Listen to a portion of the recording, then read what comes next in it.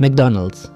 The name itself brings to mind bright lights, the smell of fresh fries, and a place full of life. Even though it's not the healthiest choice, it's undeniably convenient, especially since most locations stay open 24 hours a day. But not everything about McDonald's is cheerful. Sometimes, even the most ordinary places can become the setting for something terrifying. Something you wish you could forget, but never will. This happened to me 3 years ago when I was 17. I was desperate for a job.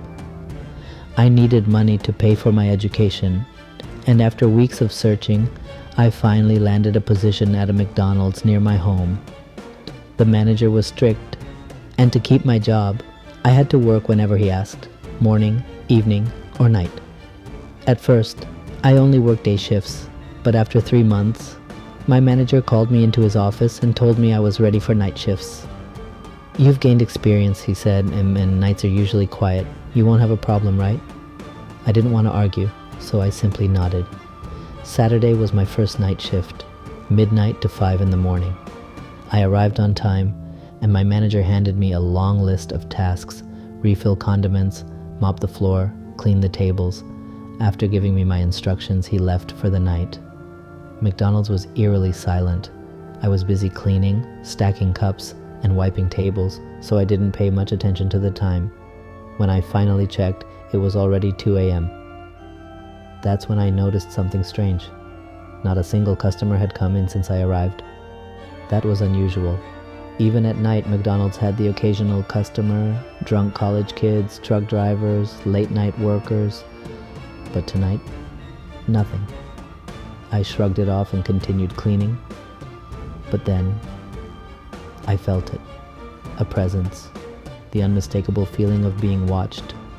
At first I ignored it, telling myself I was just not used to working late. But as I moved past the front counter, my eyes drifted toward the large window. And that's when I saw it. A dark shape stood outside, motionless, staring straight at me. I froze. My heart pounded in my chest. The figure was too shadowy to make out any details. It wasn't moving, just standing there. I blinked and shook my head. "I'm just imagining things," I whispered to myself. It had to be a trick of the light, right?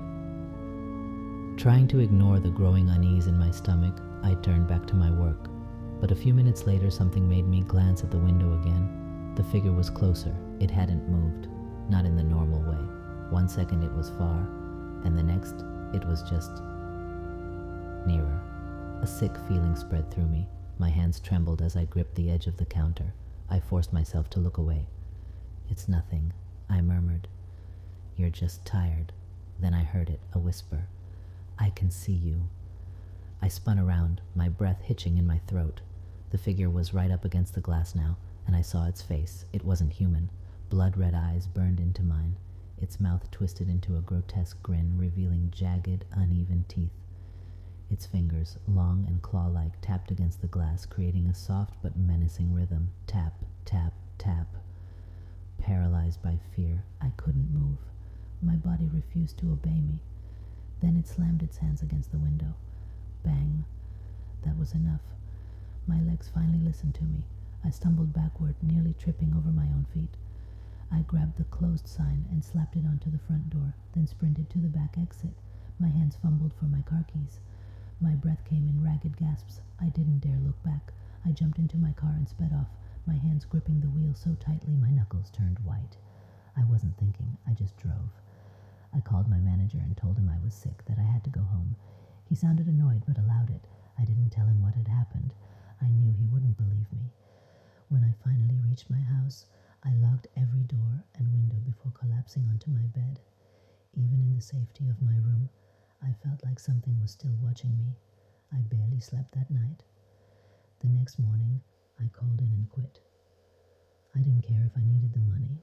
I was never stepping foot in that McDonald's again. Sometimes when I pass by that place at night, I swear I can see a dark shape standing outside, waiting.